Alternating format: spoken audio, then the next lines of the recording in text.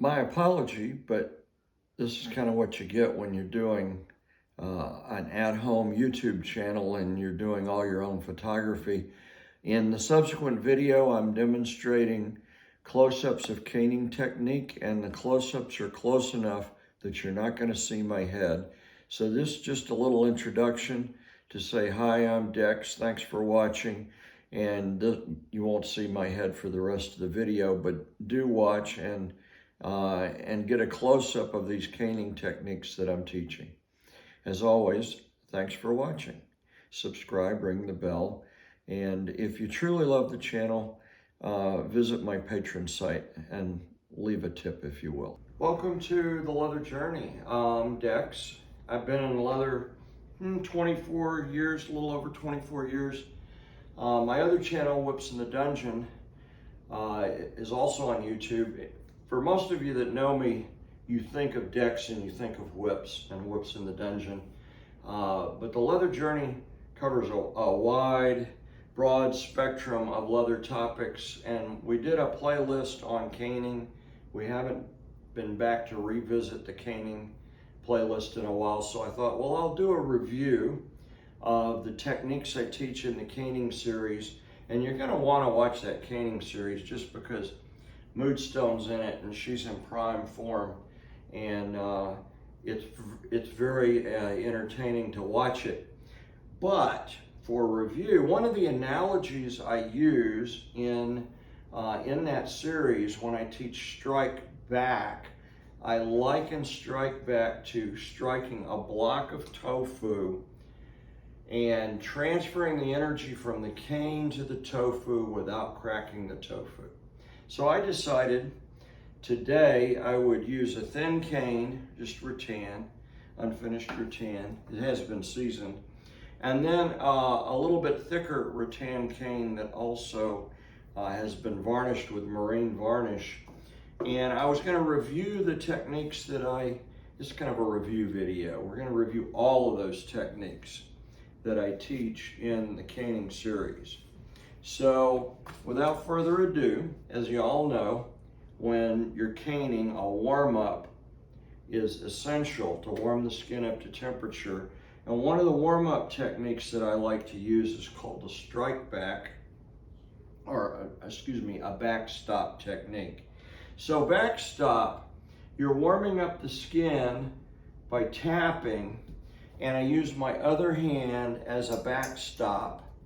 So literally, if you visualize hitting your hand with the same intensity that you're transferring to the caning bottom that you're playing with, that is backstop. And I'm actually gonna change my video camera angle, give you guys a close-up. So bear with me here. We're gonna lower it and bring it in close. You won't be able to see my head, but you'll get a close-up view of that tofu in my hand. So backstop, I'm just using my offhand, whether you're right-handed or left-handed, for a backstop. And the goal, you can change the intensity, but the goal is to hit your hand with the same intensity that you're hitting the bottom. And you can backstop farther by lifting your hand up higher, and that increases the length of your stroke. Okay, so you have backstop. Okay, and we're warming up. So once the skin's warmed up to temperature, one of the other techniques that I like to use is tapping. With tapping, I'm also going to go over handholds today. With tapping, I do grasp the cane, okay, in a handshake hold, and I'm just tapping the skin. And you can tap light, and you can tap heavier. When you tap heavier, you're going to get a little bit louder sound. So you can probably hear that in the video. Heavier and lighter, okay? So tapping, and we're still warming up. Feathering, I teach two techniques with feathering. One is if your surface is vertical, you're just brushing the skin, feathering it in a vertical stroke. If your target is laying down flat, I teach it more as a J stroke or a U. So I'm making little U's or J's with my cane. Again, this is creating different types of sensation using a cane. Okay. Bouncing. Now the handhold for bouncing, I use a forefinger and thumb to grasp the cane, and I'll let the cane rock off the heel of my hand. So bouncing, you're letting the weight of the cane and gravity assist you, and you're creating a lever by the way you hold the cane in your hand. This is your pivot point. Think of it almost like a teeter-totter or seesaw out on the playground, right? Our playground is now in the dungeon. Okay, so that's bouncing. You can bounce with a heavier cane or with a lighter cane. The technique's the same. You're gonna let that seesaw in your hand. Strike back. Okay, strike back is where the tofu analogy came. The goal is to strike the tofu without cracking the tofu, or if you're visualizing you're striking a butt or the back of someone you're playing with. We don't want to break the caning bottom. So the minute that hits the tofu, I'm bringing it back. So the goal is the energy in the cane is going into the person you're playing with without breaking skin, and most times not without even marking, but it can be quite a heavy strike. And you can see we're able to do that without cracking the tofu. Strike and hold. Strike and hold is just what it is. You strike the skin and you hold it.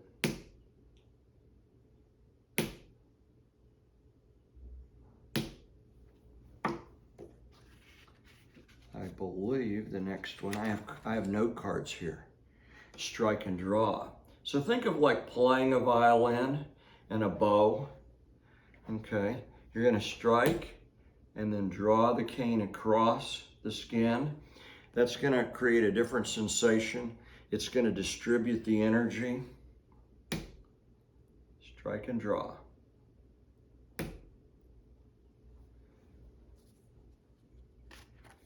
Strike through. Now with strike through, you visualize striking the strike zone, or say it's the butt, and that cane going down through the strike zone. So I'm going to be striking it and bringing my hand back.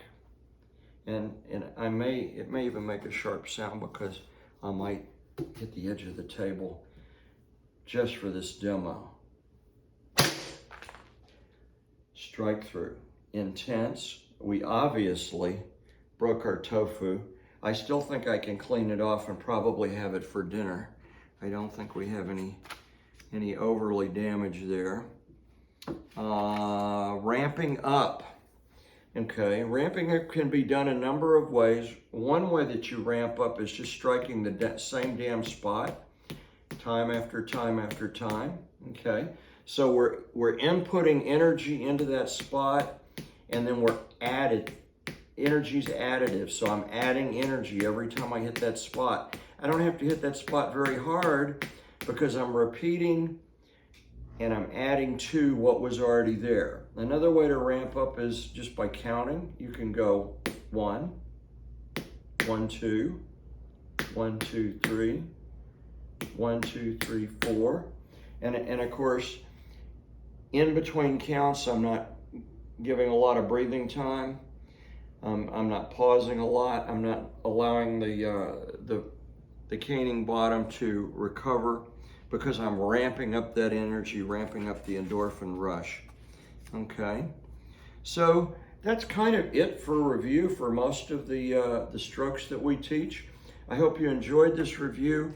Remember, caning, especially rhapsodic caning, connecting the caning strikes with the music and the energy in the dungeon is very important. It's not all about the marks, it's about creating different kinds of sensations in play with the person that you're playing with. As always, thanks for watching The Leather Journey. Welcome. If you've made it this far and you're at the end of the video watching this trailer, remember, subscribe, ring the bell, leave an appropriate comment, and consider joining my Patreon group. I think my Patreon group, the lowest level is $3 a month. If you're interested in leather houses, joining my leather house is done through my Patreon group.